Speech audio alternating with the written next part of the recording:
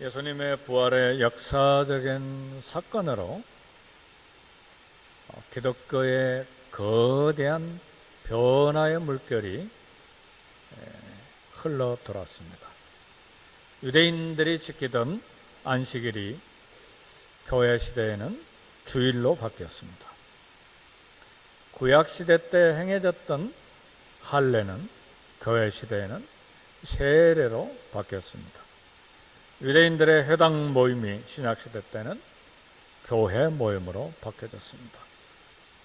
특별한 것은 교회가 지키는 주일을 전 세계가 휴일로 정한 것은 기독교의 역사적인 위대한 승리가 되었습니다. 예수님 부활하신 후 40일 동안 제자들에게 여러 번 나타나셔서 교제하시고 가르쳐 주셨습니다. 마침내 예수님은 이 땅의 사역을 마치고 하늘로 올라가셨습니다. 우리가 교독한 사도행전 1장 9절에 보니까 이 말씀을 마치시고 그들이 보는 데 올려져 가시니 구름이 그를 가리어 보이지 않게 하더라 그랬습니다. 제자들은 하늘로 가시는 예수님을 잠시 쳐다볼 수가 있었습니다. 그러나 구름이 주님을 가리워서 더 이상 볼 수가 없었습니다. 근데 이 구름은 공중에 떠 있는 하얀 구름, 먹구름, 바람에 날아가는 이슬을 비를 머금은 구름이 아닙니다.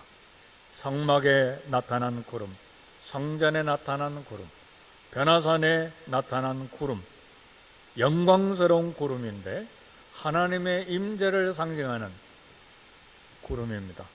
히브리어로 셰케나라고 말합니다. 하나님의 거주하심, 임재하심의 상징인 셰케나, 영광스러운 구름입니다. 이 셰케나의 구름에 가린 것은 육체적인 눈으로는 더 이상 주님을 볼 수 없다는 것을 말합니다. 오늘은 주님 승천에 대한 말씀과 주님 재림에 대한 말씀으로 은혜를 나누기를 원합니다. 먼저 생각할 것은 하늘을 쳐다보는 제자들의 태도에 관한 것입니다. 본문 1장 11절 보니까 갈릴리 사람들아 어찌하여 서서 하늘을 쳐다보느냐? 사랑스러운 주님, 사랑했던 주님, 부활하신 주님이 하늘로 올라가시는 것을 계속해서 이미 구름에 가려져서 보이지 아니하는데 쳐다보았을 때에 이때 갑자기 흰옷을 입은 두 천사가 제자들 곁에 나타났습니다. 이 두 천사들은 제자들에게 더 이상 하늘을 쳐다볼 필요가 없다. 하늘만 쳐다보고 살지 마라. 놀라움과 두려운 마음으로 하늘을 쳐다보는 제자들을 책망한 것입니다. 두 종류의 사람들이 있습니다. 우리 신앙인들 가운데 두 종류의 사람, 첫 번째 사람은 하늘만 쳐다보는 성도들이 있고 다른 종류의 사람은 땅만 쳐다보고 사는 사람들이 있습니다. 하늘만 쳐다보는 성도들은 땅의 일에 대한 무책임하고 또 무관심한 사람들이죠. 제자들은 주님이 약속하신 성령님을 받기 위해서 당장 모여서 기도하고 준비해야만 했습니다. 그러나 하늘만 보고 산다는 것은 이 땅 책임, 이 땅에 해야 될, 이 땅에 의무감 없이 하늘만 바라보고 사는 것을 말합니다. 하나님의 말씀은 실천하지 아니하고 기도만 하는 신앙도 그렇습니다. 노력은 하지 않고 은혜와 축복만 받으려는 사람들의 자세입니다. 물론 우리의 눈과 우리의 영혼은 영광 중에 계신 우리 주님을 늘 쳐다보아야만 합니다. 그래야 우리는 세상의 유혹을 이길 수가 있고 주님과 거룩한 끊임없는 교제를 할 수가 있습니다. 그러나 우리는 이 땅에서 해야 할 일, 가정일이 있고 교회에 섬기는 일이 있고 국민으로서 시민으로서 나라에 사회에 또 커뮤니티에 해야 될 일들이 있어요. 최선을 다해야 됩니다. 하늘나라의 영생을 소망하면서 주님께 받은 이 땅의 사명도 충실하게 감당해야 합니다. 진정한 신앙인은 눈과 입으로만 신앙생활하는 것이 아니라 온 몸으로 주님을 섬겨야 되는 것입니다. 이것이 신앙생활입니다. 하나님의 축복을 기대하면서 이 땅에 우리에게 맡겨주신 책임, 할 일, 최선을 다해서 살아야 합니다. 반대로 하늘 일은 관심 없고 오직 땅만 쳐다보는 성도들도 있습니다. 이 땅의 삶은 일시적이고 잠깐 보이다가 없어지는 안개와 같은 순식간에 날아가는 삶인데 땅에만 집착해서 사는 것은 신앙이 아닙니다. 오늘 본문 1장 11절에 보니까 하늘로 가신 이 예수는 하늘로 가심을 본 그대로 오시리라 그랬습니다. 예수님은 승천 때와 같은 모습으로 우리에게 다시 오실 것입니다. 그러나 우리 주님 재림하실 때는 승천 때와는 비교가 안 되는 위대한 영광으로 오실 것입니다. 승천 때는 11 제자만 보았지만 우리 주님 재림하실 때는 온 세상의 성도들이 다 함께 보고 함께 참 영광 중에 오실 것입니다. 승천 때는 2 천사만 섬겼지만 재림 때는 하늘의 천사 군대들과 모든 천사들과 영광 중에 오실 것입니다. 승천 때는 복음 전파의 사명을 주셨지만 우리 주님 재림 때는 성도들에게 영원한 안식과 복을 주실 것입니다. 그러므로 주님에 대한 소망을 가지고 이 땅에 성도의 책임을 다해야 됩니다. 두 번째로 생각할 것은 주님 재림에 대한 준비입니다. 주님 재림 준비하고 사십니까? 내일 아침에 먹을 식사는 준비하는데 주님 재림에 대한 준비는 하십니까? 마태복음에 보면, 복음서에 보면 주님 재림에 대한 준비에 대해서 우리 주님이 수많은 비유를 가지고 말씀하셨습니다. 언제 재림하실지 모르지만 반드시 주님이 오시기 때문에 그렇습니다. 주님 재림 때는 그냥 오시는 것이 아니고 우리 각자 사람 심판하시기 때문에 경건한 두려움으로 준비해야 됩니다. 성경에는 주님 재림에 대한 비유를 구약에서부터 신약에까지 가득히 말씀하고 있습니다. 노아 시대 때 사람들은 홍수 심판의 경고에 전혀 두려움 없이 살았습니다. 이 맑은 하늘에 무슨 홍수냐 심판 경고를 농담으로 여겼습니다. 소돔 고모라 성에 살았던 사람들도 유황불 심판 경고를 농담으로 여겼습니다. 홍수가 날 때까지 소돔 고모라 성이 유황불에 불탈 때까지 사람들은 먹고 마시고 시집가고 장가갔습니다. 먹고 마시고 시집가고 장가가고 사고 파는 것 죄도 아니고 잘못도 아닙니다. 그러나 사랑하는 성도 여러분, 먹고 마시고 시집가고 장가가는 이게 뭔가?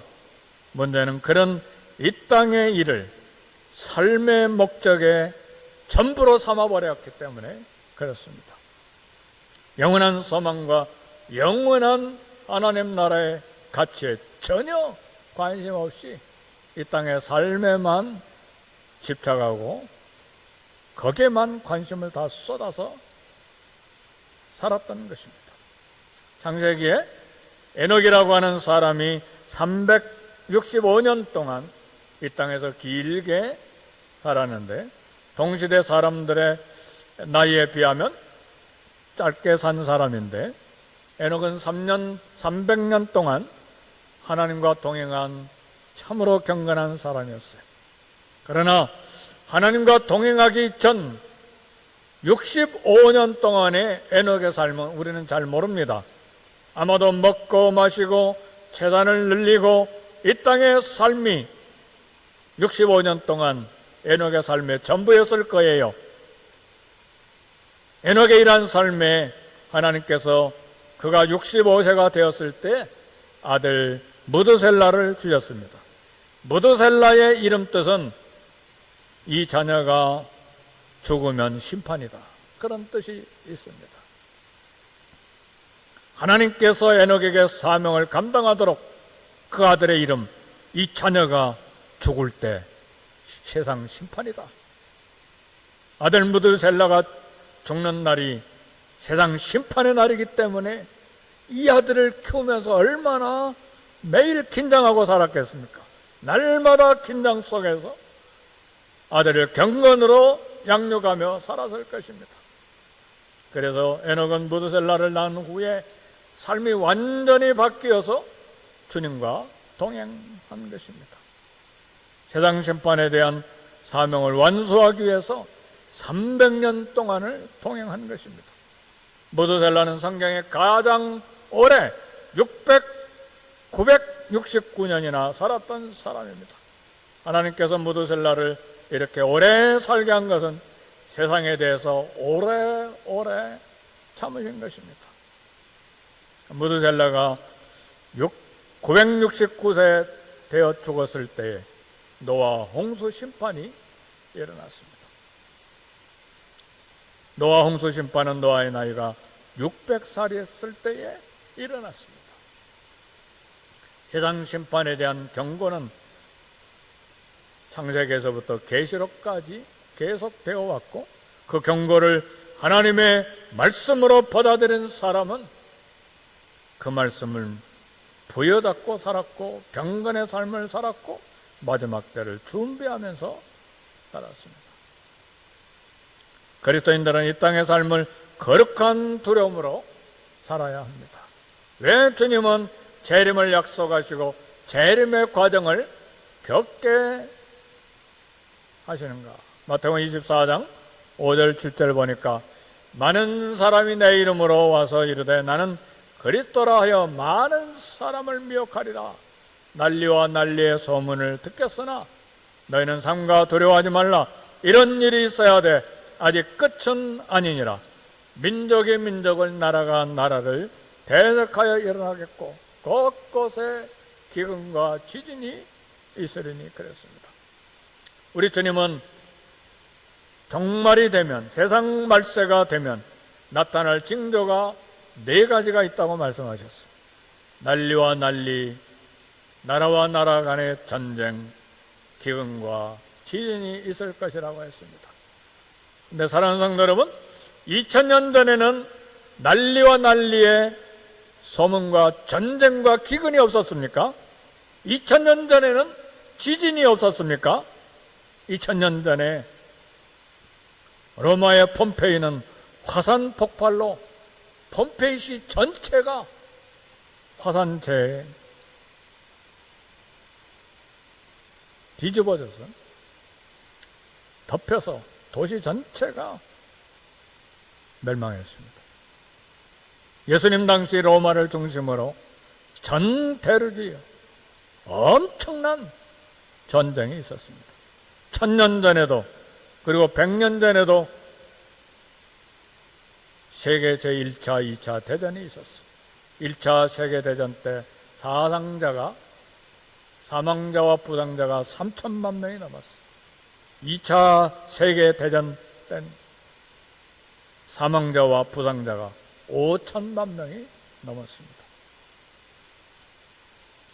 대부분의 사람들, 그러면 세계 종말이 언제 올 것인가를 묻습니다.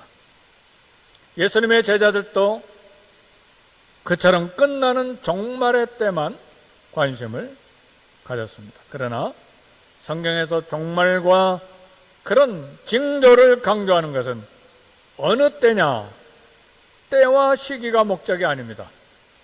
성경이 종말의 징조를 말씀하시는 이유는 다시 오실 예수님, 재림하실 주님을 바라볼 것을 말씀하시는 것입니다. 사랑하는 성도 여러분, 세상 종말에 징조가 온 세상에 가득한데 주님을, 재림하실 주님을 바라보고 계십니까? 어떤 집에 사는데 하루에 한 번씩 땅과 집이 흔들린다고 한번 생각을 해보십시다. 하루는 아이들이 밤에 잠자는데 집이 흔들려서 벽돌이 한 장씩 떨어지기 시작했어요. 다른 날에는 부부가 잠자는데 바로 침대 머리에 벽돌이 여기저기 떨어졌어요. 또 다른 날엔 집이 흔들려서 집 벽에 금이 가고 우지끈 소리가 났어요. 이런 상황이라면 어떤 생각 하시겠어요? 빨리 이사 갈 생각을 하게 될 거예요. 이 집은 내가 오래 살 집이 아니구나. 여기 살면 위험하다. 그렇게 깨닫게 되는 순간 어떤 일보다 먼저 이사하게 될 것입니다. 성경이 시대의 징조를 말할 때 종말이 언제인가를 말하는 것이 아니고 이 땅에 것은 소유할 가치가 없고 영원히 살 장소가 아닌 것을 교훈하는 것입니다. 그러므로 우리의 관심과 우리의 가치를 영원한 하늘의 삶으로 빨리 옮겨야 되겠다. 이게 종말을 준비하는 우리의 자세가 되어야 되는 것입니다. 그래서 하나님은 종말의 징조를 2000년 전에도 주시고 1000년 전에도 주시고 100년 전에도 주시고 지금도 주시는 거예요. 지금도 하나님은 우크라이나 러시아 전쟁을 통해서 벌써 100만 명이 넘게 죽거나 다쳤잖아요. 지진이 일어나서 쓰나미가 일어나서 수십만 명씩 죽고, 한국에도 동부와 남부에 막 홍수가 200년 만에 오는 그런 홍수가 나서 집이 다 잠기고 자동차가 떠내려가고 난리가 났잖아요.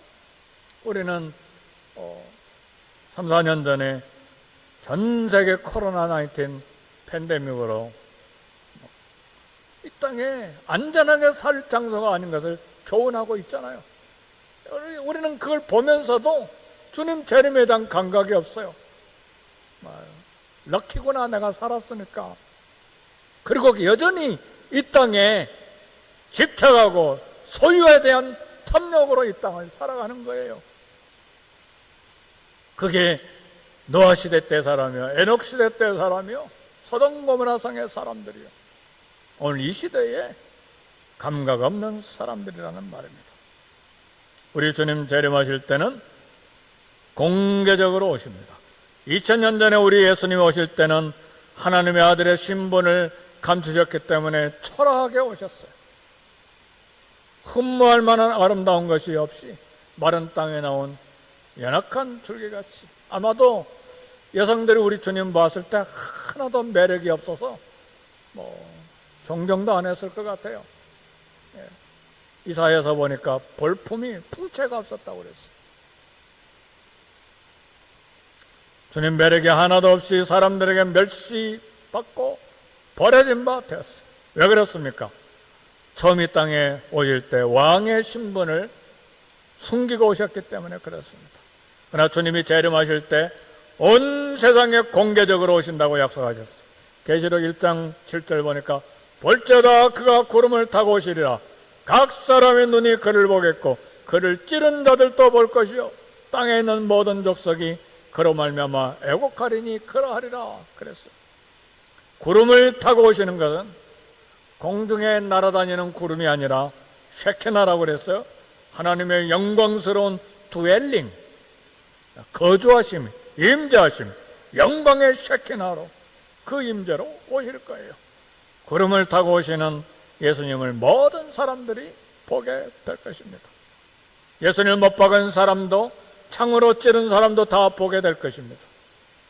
번개가 동에서 서쪽에 번쩍임 같이 다 보도록 공개적으로 오시기 때문에 예수님이 한국 계룡산에 오신다, 예수님이 로스앤젤레스에 미국 캘리포니아에 오신다, 속을 필요가 하나도 없어요. 동에서 서에서 번쩍 남극, 북극, 동서남북, 아프리카, 아시아, 중남미, 유럽 모든 것에 번개처럼 일시에 오시기 때문에 예수님 왕으로서 온 세상을 심판하는 재판장으로 오십니다. 재판장으로 오시기 때문에 우리는 거룩한 두려움이 있어야 돼요.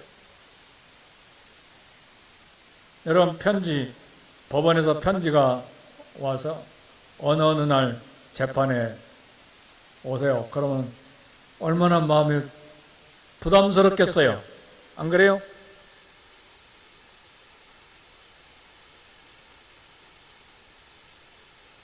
예수님을 믿고 영접한 사람들만 보도록 오시는 것이 아닙니다. 예수님 믿든 안 믿든 예수님이 왕임을 모든 사람들이 알도록 오시는데, 그때 회개하지 않은 사람들은 비참하고 두려움에 통곡하게 될 것입니다. 종말의 신호인 환난과 기근과 전쟁과 지진은 때에 관한 말씀이 아닙니다.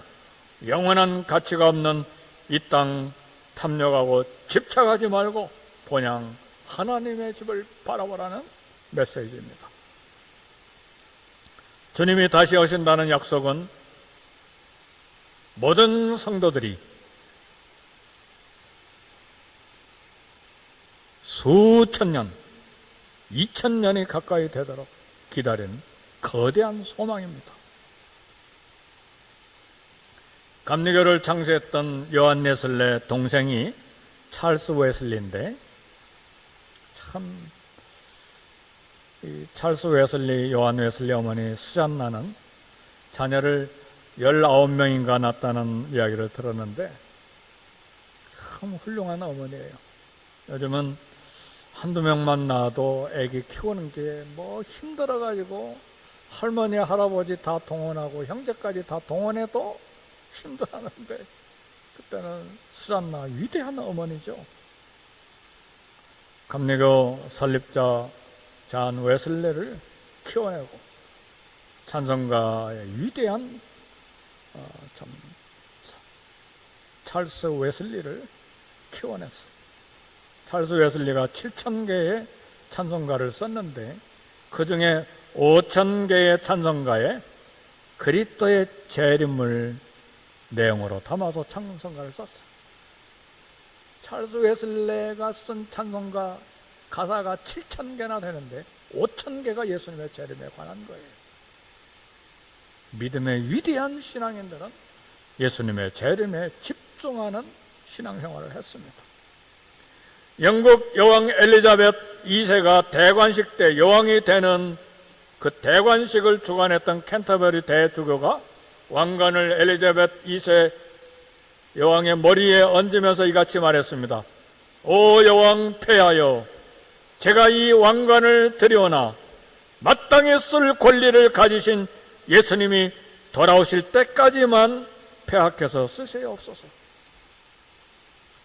참 놀라운 말이잖아요. 감히 여왕 앞에서 왕관을 씌워드리지만 마땅히 이 왕관을 쓸 권리를 가진 예수님이 돌아오실 때까지만 여왕께서 잠깐만 쓰세요.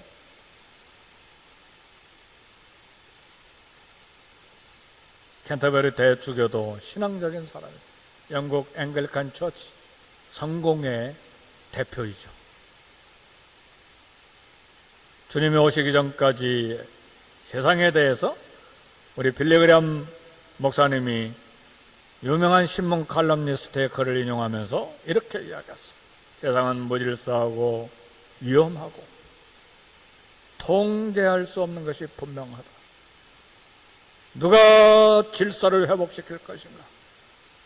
누가 핵폭탄의 위험을 막아줄 수 있겠는가? 누가 에이즈와 우리 시대의 전염병을 박멸시킬 수가 있겠는가? 누가 이 세상을 통치할 수 있을 것인가? 유일한 해결책은 예수님이시다.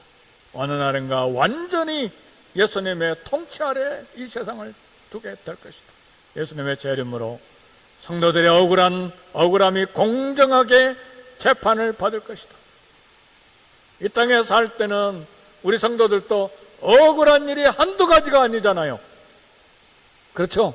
억울해가지고 속이 상해가지고 막 일주일도 한 달도 막 그거 못 풀어가지고 잠 못 자잖아요. 그게 우리 성도들의 생활이잖아요. 또 싸울 수도 없잖아요. 성도들이니까. 억울하다고 목사가 주먹 들고 한번 싸웁시다. 권사님, 한번 싸웁시다. 장로님. 그럴 수 있어요? 억울한 거 그대로 품고 사는 것이죠. 그러나 우리 주님, 이 땅에서는 해결되지 못해요. 해결될 수도 있지만 이 땅에 사는 동안에는 다 해결이 안 돼요. 그러나 예수님의 재림으로 성도들의 억울함이 공정하게 재판될 것입니다. 그때 불신자들은 왜 진실한 그리스도인이 불신자들과는 다른 삶을 살았는지 이해하게 될 것입니다. 사랑하는 성도 여러분, 이 땅은 공평하지 않습니다. 한국에도 그렇고 미국에도 요즘 대통령 선거, 국회의원 선거들 보니까 막 힘이 있고 돈이 있으면 과거에 막 어마어마한 죄를 지었는데도 막 힘없고 돈 없는 사람은 몇 달 만에 재판이 끝날 텐데 막 2년씩 재판이 늘어지고 막 국회의원들이 왁왁거리고 그러잖아요. 이 세상은 불공평한 거예요. 그래서 하나님은 우리 그리스도인들에게 하나님의 공의가 하수처럼 흘러가도록 그런 의의를 드러내는 삶을 살도록 사명을 주셨어요. 그러나 이 땅은 주님 오실 때까지 온전한 재판이 이루어지지 않을 거예요. 우리 주님 재판장으로 오셔서 감춰진 것들 다 드러내시고 공의의 심판을 하시고 억울한 것 위로하시고 눈물 닦아주시고 인내하고 주님 재림을 기다리는 모든 성도들 천국으로 데려가실 것입니다. 감람산에서 예수님의 승천을 마지막으로 본 제자들이 예루살렘을 떠나진 말라는 말씀에 순종해서 다 흩어진 것이 아니라 갈릴리로 가버린 것이 아니라 예루살렘으로 모였어요. 모인 사람들이 함께 마음을 같이하여 저녁 기도에 힘썼습니다. 예수님께서 약속하신 성령의 권능을 받기 위해서 마음을 모아 한 마음으로 기도했습니다. 예수님 종말의 때에 온 세계가 보도록 일시에 공개적으로 오십니다. 하늘로 올라가신 모습을 본 그대로 왕으로 재판장으로 오실 것입니다. 이 천국 복음 완성을 위해 우리 모두는 부름을 받은 종들입니다. 주님 재림을 기억하고 땅 끝까지 증인의 삶을 잘 감당하는 저와 여러분이 되시기를 주의 이름으로 축복합니다. 우리 함께 기도하겠습니다.